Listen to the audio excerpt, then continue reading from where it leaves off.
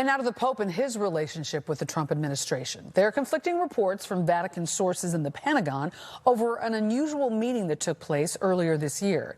Mary Ann Ahern is here to explain why the Pentagon met with the Vatican officials in the first place. Mary Ann? Mary Ann, shortly after Pope Leo's January speech to diplomats visiting the Vatican, Pentagon officials requested a meeting with those who represent the Pope in Washington, D.C.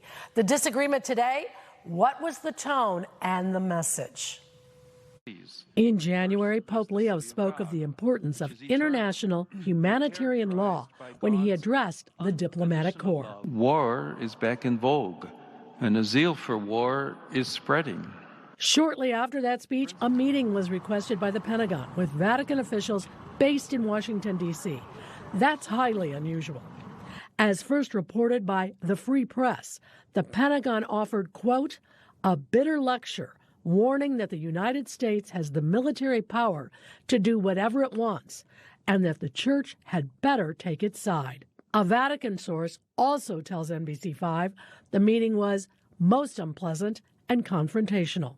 Today, photos from the meeting were released by the War Department on social media. And a Pentagon official says, quote, the Free Press's characterization of the meeting is highly exaggerated and distorted. The meeting between Pentagon and Vatican officials was a respectful and reasonable discussion. We have nothing but the highest regard and welcome continued dialogue with the Holy See.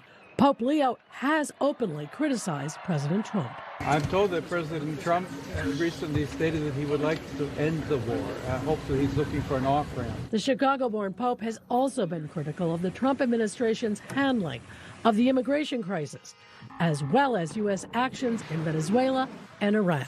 I would invite the citizens of all the countries involved to contact the authorities, political leaders, congressmen, to ask them, tell them to work for peace and to reject war always.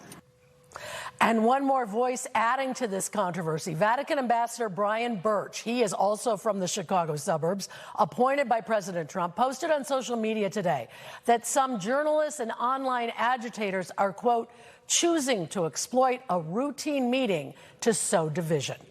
Mary Ann? Mary Ann, thank you.